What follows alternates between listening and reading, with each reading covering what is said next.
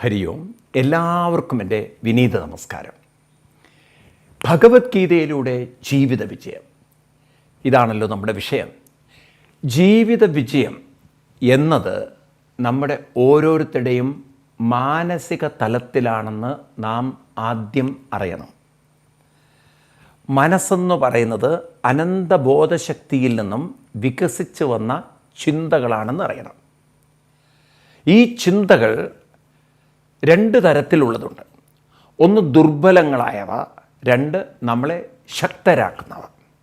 അതായത് ഒരു ബാറ്ററിയുടെ നെഗറ്റീവ് ചാർജ് പോസിറ്റീവ് ചാർജ് എന്ന് പറഞ്ഞ പോലെ ദുർബല ചിന്തകൾ നമ്മളെ താഴോട്ട് വലിക്കുന്നു, നമ്മുടെ ജീവിതം തളർത്തുന്നു.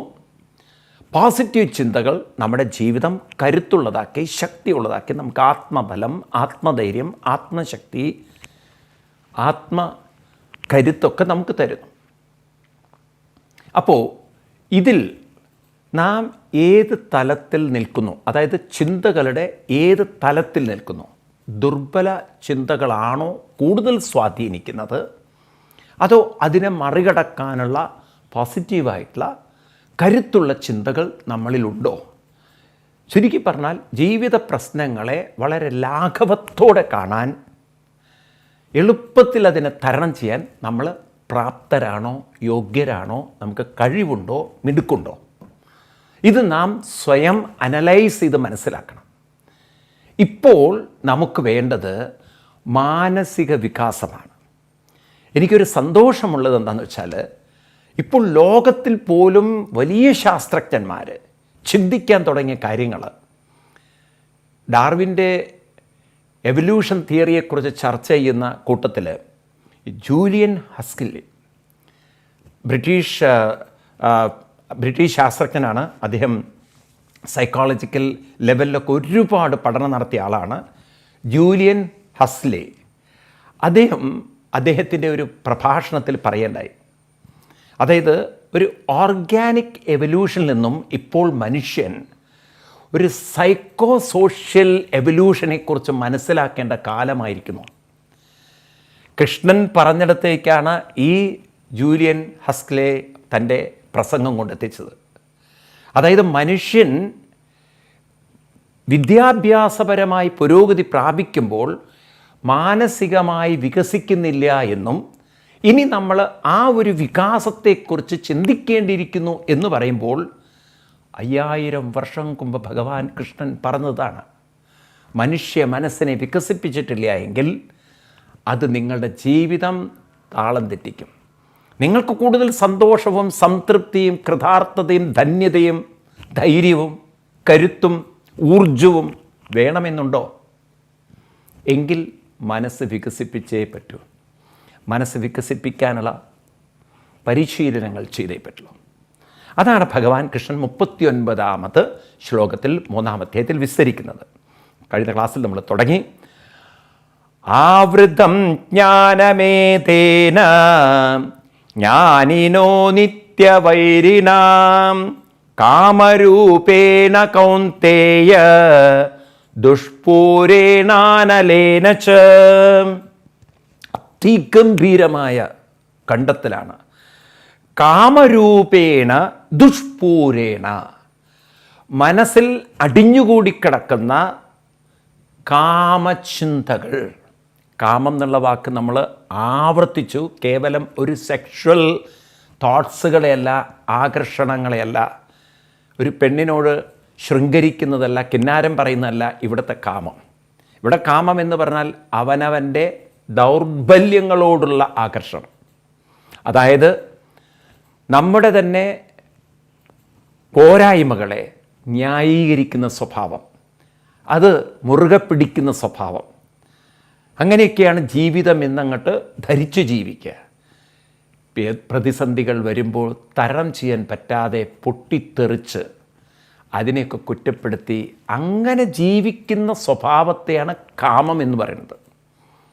അല്ലെങ്കിൽ ഒരു കാര്യം കൂടെ നമുക്ക് ആഡ് ചെയ്യാം, സ്വന്തം സ്വാർത്ഥ സുഖത്തിന് വേണ്ടി മറ്റുള്ളവരെ വേദനിപ്പിക്കാനും നശിപ്പിക്കാനും ക്രൂരത കാണിക്കാനും മടിയില്ലാത്ത മനസ്സുകൾ, ഇന്നത്തെ തീവ്രവാദ ചിന്തകൾ, ഇതൊക്കെ കാമത്തിൽപ്പെടുന്ന. അപ്പം ഇത്തരം കാമചിന്തകൾ ദുഷ്പൂരേണാനലേനച്ച. അതിഗംഭീരം. ദുഷ്പൂരം അനലേനച്ച. അനലൻ എന്ന് പറഞ്ഞാൽ അഗ്നി. അഗ്നിയിലേക്ക് നാം നെയ്യൊഴിച്ചാൽ ആ അഗ്നി ആളിക്കത്തും എന്നല്ലാതെ അതൊരിക്കലും കെടുകയില്ല. ഇതുപോലെയാണ് നമ്മുടെ മനസ്സിൻ്റെ ദൗർബല്യങ്ങളെ നമ്മൾ ന്യായീകരിച്ചു പോയാൽ അച്ഛനമ്മമാർ മനസ്സിലാക്കണം, ഈ കാമചിന്തകൾ, ദുർബല ചിന്തകൾ നാളെ ഇതുപോലെ ദുർബലമാക്കാൻ കഴിയുന്നവരുമായി കണക്റ്റഡ് ആവും. അങ്ങനെയാണ് പല കുട്ടികളും ചെറുപ്പത്തിൽ തന്നെ വഴിതെറ്റിപ്പോകുന്നത്. അപ്പോൾ പല ആഗ്രഹങ്ങൾ, ഉള്ളിൽ കിടക്കുന്ന ആഗ്രഹങ്ങൾ, അത് തനിക്ക് സുഖം കിട്ടണം, സുഖം കിട്ടണം, സുഖം കിട്ടണം എന്ന ഒരു കാമചിന്തയുമായി ചേരുമ്പോൾ തനിക്ക് സുഖം കിട്ടണമെന്ന്, അതൊരു പക്ഷേ അച്ഛൻ സിഗരറ്റ് വലിക്കുമ്പോൾ കുട്ടിക്ക് തോന്നും അച്ഛനതിന്ന് സുഖം കിട്ടുന്നുണ്ടെന്ന്. അപ്പോൾ കുട്ടിക്ക് തോന്നും എനിക്കും ഇതുപോലൊരു സുഖം കിട്ടണമെന്ന്. ഇപ്പം എൻ്റെ സുഖം എന്ന് ചിന്തിക്കുമ്പോൾ നാളെ കഞ്ചാവ് വിൽപ്പനക്കാരൻ്റെ കയ്യിലേക്കായിരിക്കും ഈ കുട്ടിയെ കിട്ടുന്നത്. ആ കുട്ടിക്ക് ഒരു തിരിച്ചറിവുണ്ടായിരുന്നെങ്കിൽ എൻ്റെ സുഖം എന്ന് ഞാൻ പറഞ്ഞ് ഞാനൊരു പക്ഷേ വഴിതെറ്റി പോകുമ്പോൾ എൻ്റെ മനസ്സിൻ്റെ സുഖത്തിന് വേണ്ടിയാണ് ഞാനിത് ചെയ്യുന്നതെങ്കിലും ശരീരത്തിനത് താങ്ങാൻ പറ്റണം എന്നില്ല. ആന്തരിക അവയവങ്ങൾക്ക് അത് താങ്ങാൻ പറ്റാതെ വന്നാൽ മാരക രോഗത്താൽ ഇന്നെൻ്റെ താൽക്കാലിക സുഖം നാളെ എൻ്റെ നിത്യദുരിതമായിരിക്കും എന്നൊന്ന് ആ കുട്ടിക്ക് കാണാൻ സാധിച്ചിരുന്നെങ്കിൽ ആ പ്രലോഭനങ്ങളോട് കുട്ടി പറയുമായിരുന്നു, എൻ്റെ ശരീരം നശിപ്പിച്ച്, ആരോഗ്യം നശിപ്പിച്ച്, എൻ്റെ ജീവിതം താറുമാറാക്കിയിട്ട് ആ സുഖം വേണ്ട. കാരണം അത്തരം സുഖങ്ങളൊക്കെ കത്തുന്ന തീയിലേക്ക് എണ്ണ ഒഴിക്കുന്ന പോലെയാണ്. എണ്ണ ഒഴിക്കുമ്പോൾ ഒന്നങ്ങോട്ട് ആളിക്കത്തും, കുറച്ച് കഴിഞ്ഞാൽ ആ കത്തൽ മങ്ങി പിന്നെ അതിനൊന്നും എണ്ണയും വേറൊന്നും കിട്ടാനില്ലെങ്കിലോ അതങ്ങനെ അണഞ്ഞണഞ്ഞ് കത്തും. ഇതുപോലെ നമ്മുടെ മനസ്സിൻ്റെ ആഗ്രഹങ്ങളെ, സ്വാർത്ഥ സുഖങ്ങളെ നാം താലോലിക്കാൻ പോയാൽ തൽക്കാലം നമുക്കൊരു എൻ്റർടൈൻമെൻറ്റും എക്സൈറ്റ്മെൻറ്റും ഒക്കെ തന്നാലും പിന്നീട് അത് കെട്ടടങ്ങുമ്പോൾ നാം പ്രതിഷേധിക്കും. അതാണ് ഈ ലഹരി ഉപയോഗിച്ച് പിന്നെ അത് കിട്ടാതെ വരുമ്പോൾ വലിയ പ്രതിഷേധം. ചില ആളുകളുണ്ടല്ലോ, പത്രമെടുത്ത് വായിച്ചാൽ പോരെ നിങ്ങൾക്കിതൊക്കെ കാണാൻ. ഇന്ന് ഞാൻ നോക്കുമ്പോൾ ഏത് പത്രം എടുത്ത് നോക്കിക്കഴിഞ്ഞാൽ മദ്യലഹരിയിൽ അച്ഛനെ വെട്ടിക്കൊന്നു, മദ്യലഹരിയിൽ അമ്മയെ ചവിട്ടിക്കൊന്നു, മദ്യലഹരിയിൽ കുട്ടിയെ കൊന്നു, മദ്യലഹരിയിൽ ഭാര്യയെ, ഗർഭിണിയായ ഭാര്യയുടെ വയറ്റത്ത് ചവിട്ടി, ഇങ്ങനെ എന്തെല്ലാം ക്രൂരതയുടെ വാർത്തകളാണ്. പറയാൻ തന്നെ ലജ്ജ തോന്നും നമുക്ക്. പക്ഷേ നമ്മുടെ സമൂഹം ആരാണ് ഇങ്ങനെയാക്കിയത്? ഇതിന് നമുക്ക് ഓരോരുത്തർക്കും ഉത്തരവാദിത്വമുണ്ട്. എന്താണ് ആ ഉത്തരവാദിത്വം? മനുഷ്യ മനസ്സിൽ ഇത്തരം ദുർബല ചിന്തകൾ ഉള്ളതിനെ പരിവർത്തനം വരുത്തിയെടുക്കാത്തിടത്തോളം കാലം ആ ദുർബല ചിന്തകളുമായി വേഗം കണക്റ്റഡ് ആവും. അപ്പോൾ മറ്റൊരാളുടെ മനസ്സിലുള്ള ദുർബല ചിന്തകൾ കാണുമ്പോൾ നാം മനസ്സിലാക്കണം നമുക്കത് അപകടത്തിലേക്കാണ് പോകുന്നതെന്ന്. ഇപ്പോൾ ഒരു മകൻ്റെ ജീവിതത്തിൽ കുട്ടിക്കാലത്ത് തന്നെ അച്ഛനമ്മമാരെ മനസ്സിലാക്കണം, ഈ കുട്ടി നാളെ മദ്യപാനികളുടെയും മയക്കുമരുന്നുകാരുടെയൊക്കെ കയ്യിൽപ്പെട്ടേക്കാം. അന്ന് ഈ കുട്ടിക്ക് വകതിരിവോടുകൂടി അതിനെയൊക്കെ മറികടക്കണമെങ്കിൽ ആ കുട്ടിയുടെ ഉള്ളിൽ ദൃഢമായ ഉറപ്പ് വരണം. ജ്ഞാനദീപേന, ജ്ഞാനം ഉറയ്ക്കണം. എന്ത് ജ്ഞാനമാണ് ഉറയ്ക്കേണ്ടത്? ഈ ലഹരി തൽക്കാലം എൻ്റെ മനസ്സിൽ തട്ടുമ്പോൾ, ഒരു സുഖം തരുമ്പോൾ, എൻ്റെ ശരീരത്തിന് അത് താങ്ങാൻ പറ്റാതെ വന്നാൽ എനിക്ക് നഷ്ടപ്പെടുന്നത് എൻ്റെ മുന്നോട്ടുള്ള ജീവിതമായിരിക്കും. ഇന്നെനിക്ക് ലഹരിയായിരിക്കും, നാളെ എനിക്ക് എൻ്റെ ശരീരം തരുന്നത് നരകവുമായിരിക്കും. നരകത്തിൽ കിടന്ന് ദുരിതം അനുഭവിക്കും. നരകം എന്ന് പറഞ്ഞാൽ ആകാശത്തിലൊന്നും പോണ്ട. വേദനകൾ, രോഗങ്ങൾ, മരുന്നുകൾ, ഈ ലോകത്തിലേക്കായിരിക്കും പിന്നീട് എൻ്റെ പോക്ക്. അതൊന്നും മനുഷ്യൻ കണ്ണു തുറന്ന് കാണണ്ടേ? അപ്പോഴാണ് ഇത്തരം ടെംപ്റ്റേഷനെ നമുക്ക് ഒരു വരച്ച വരെ നിർത്താൻ പറ്റുക. അവിടെ മതി, ഇത്രയും കെട്ട് മതി, ഇനി വേണ്ട. നമുക്ക് എത്ര കലാകാരന്മാരെയാണ് നഷ്ടപ്പെട്ടത്? മദ്യലഹരിയുടെ തീവ്രതയിൽ ആന്തരികവയങ്ങൾ മുഴുവൻ കേടുവരുത്തിയിട്ട് എത്ര നല്ല കലാകാരന്മാർ. ഒരു കാര്യം പറയണു മാത്രം. ഇനി എന്തെല്ലാം അതുപോലെ തന്നെയാണ് സ്നേഹം. അച്ഛനമ്മമാർ മനസ്സിലാക്കും. ഞാൻ ഒരിക്കൽ പറഞ്ഞതാണ്, കുട്ടികൾ വളർന്നു വരുമ്പോൾ അവർക്ക് അച്ഛനമ്മമാരിൽ നിന്ന് വേണ്ടത്ര സ്നേഹം കിട്ടിയെന്ന് തോന്നാതെ വരുമ്പോൾ അവർ കോളേജിലോ മറ്റോ എത്തിക്കഴിഞ്ഞാൽ പ്രേമത്തിലേക്ക് വീണു പോകും. പ്രത്യേകിച്ച് ഇന്നത്തെ കോളേജ് സാഹചര്യങ്ങളൊക്കെ പ്രേമത്തിൻ്റെ ഒരു നമ്പർ 1 കേന്ദ്രമാണ്. അവൾ നിന്നെ നോക്കണു, നീ അവളെ ഇഷ്ടമാണല്ലേ, ഇങ്ങനെ 4 ആൾ പറഞ്ഞാൽ മതി, പ്രേമം വീണു. അതൊക്കെ ഒരു തമാശയായിട്ട് ഓക്കെ. പക്ഷേ അതിനെ വരച്ച വരയിൽ നിർത്തിയിട്ടില്ലെങ്കിൽ എൻ്റെ ഭാവി ഞാൻ എൻ്റെ കാലുകൾ ഉറപ്പിക്കാതെ പ്രേമത്തിൻ്റെ പിന്നാലെ പോയാൽ ഈ പ്രേമം എന്നെ കൊണ്ടെത്തിക്കുന്നത് മറ്റൊരു നരകത്തിലായിരിക്കും എന്ന് മുൻകൂട്ടി കാണാൻ പറ്റണം. ഇപ്പം എൻ്റെ കാലുകൾ ഉറപ്പിക്കണം. എനിക്കൊരു വിദ്യാഭ്യാസ യോഗ്യത വേണം, എനിക്ക് സ്വന്തമായൊരു ജോലി വേണം.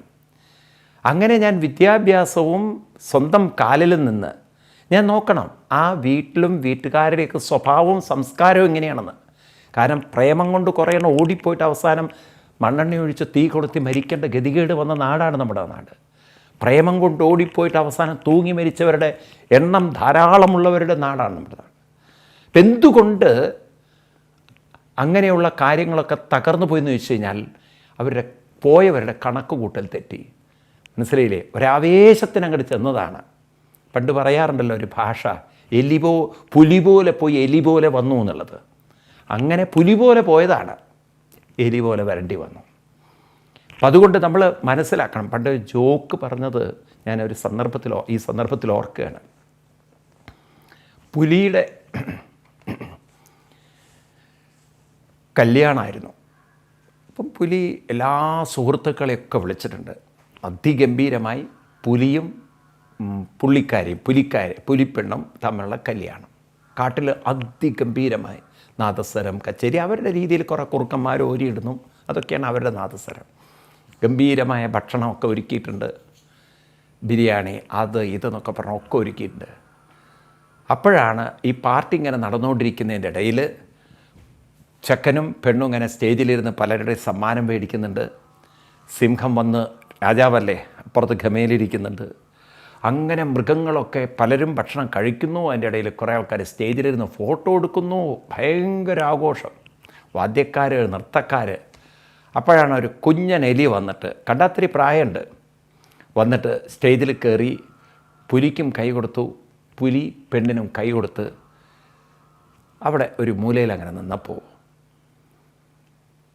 ഈ പുലിപ്പെണ്ണിനോട് ചോദിക്കും, ഇതാരാണ്, നിൻ്റെ ബന്ധുക്കളോ, ആരാ അത് വന്നിരിക്കണതെന്ന്. അപ്പോൾ അവർക്കൊരു നാണക്കേട്. ഒരു എലി നമുക്ക് വന്ന് കൈതരേ, നാണക്കേട്. പുലിപ്പെണ്ണ് ചോദിച്ചു പുലിയോട്, നിങ്ങളുടെ ബന്ധുക്കളാണോ, അതാരായി വന്നിരിക്കണത്?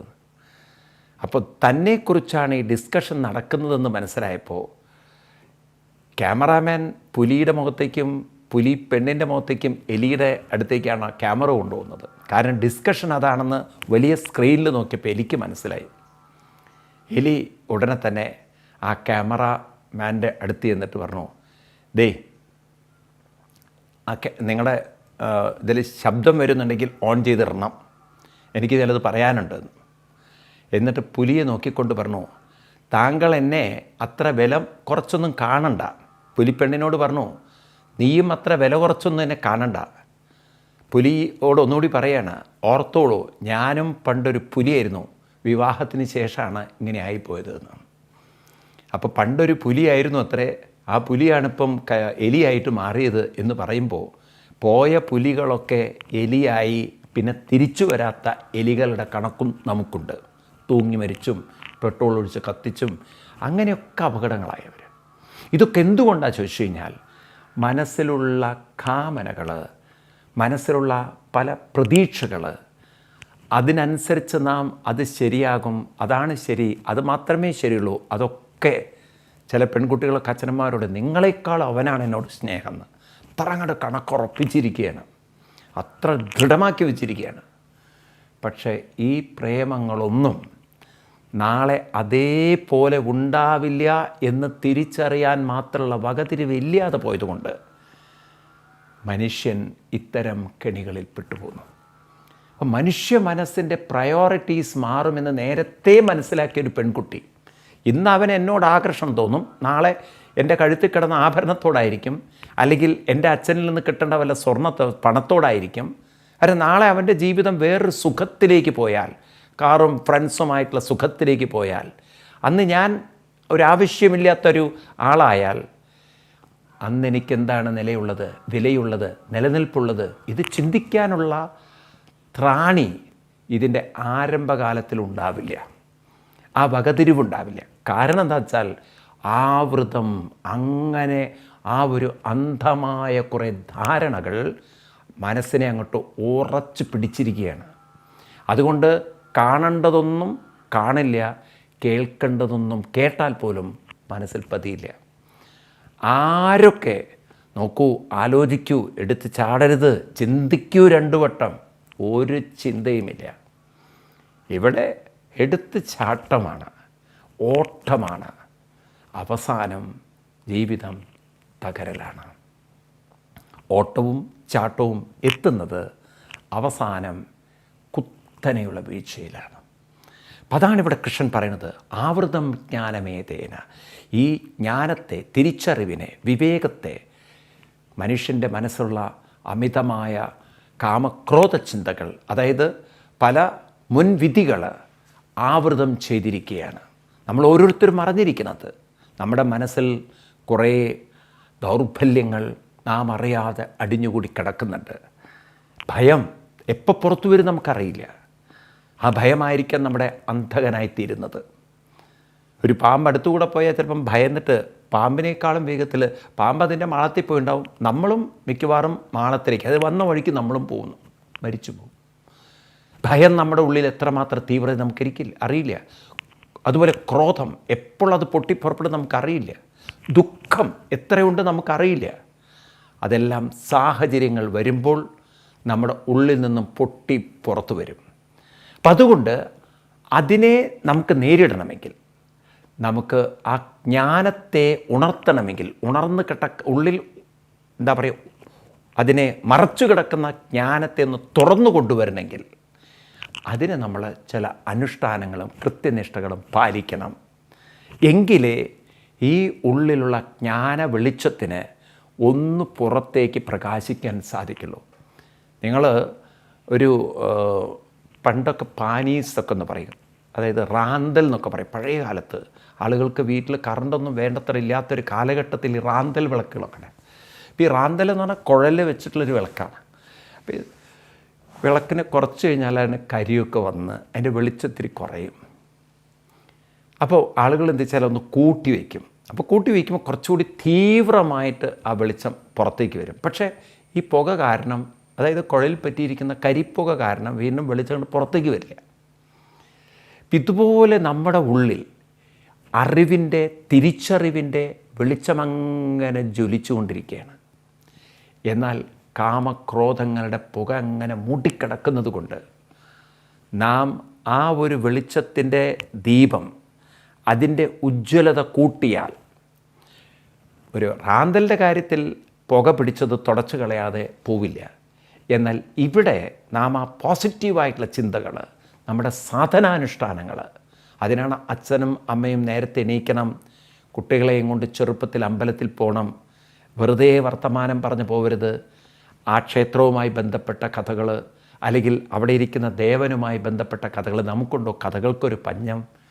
അങ്ങനെ കഥകൾ പറഞ്ഞു കൊടുത്തും അവിടെ ചൊല്ലേണ്ട മന്ത്രങ്ങൾ ചൊല്ലിയും ചൊല്ലിപ്പിച്ചും, അങ്ങനെ ഒരു 108 തവണ അവിടെ മന്ത്രങ്ങളൊക്കെ ചൊല്ലി, പ്രദക്ഷിണം വയ്ക്കുമ്പോൾ ഒരു 108 തവണ നാമം ചൊല്ലി പ്രദക്ഷിണം വെച്ച് ഉള്ളിൽ പോയി ഒരു 11 തവണ ഓങ്കാര മന്ത്രമൊക്കെ ചൊല്ലി നിങ്ങളങ്ങനെ കുട്ടികളെ പരിശീലിപ്പിച്ചു കൊണ്ടുവരും. അങ്ങനെ ശീലിപ്പിക്കുമ്പോൾ അതവരുടെ ജീവിതത്തിൻ്റെ ഒരു ശീലമാകുമ്പോൾ ഈ ചിന്തകൾ, അവരനുഷ്ഠിച്ച ചിന്തകൾ അവരുടെ ഉള്ളിലേക്ക് ക്രമേണ ഇറങ്ങിച്ചെന്ന് ഒരു എനർജി രൂപപ്പെടുത്തും. ശബ്ദം എനർജിയാണ്, ചിന്തകൾ എനർജിയാണ്. അപ്പം നല്ല ചിന്തകൾ നല്ല ഊർജ്ജശക്തി ഉണ്ടാക്കും. അപ്പം മനസ്സിൽ ഒട്ടിപ്പിടിച്ച് കിടക്കുന്ന കാമക്രോധ ലോഭ മോഹ മത മാത്സര്യ അസൂയ വിദ്വേഷം സംശയം ഭയം തുടങ്ങിയിട്ടുള്ള ഈ കുടില ചിന്തകൾ, ദുർബല ചിന്തകൾ, അതിൻ്റെ ശക്തി കുറഞ്ഞു വരും. അതിന് അച്ഛനമ്മമാർ നേതൃത്വം കൊടുക്കണം.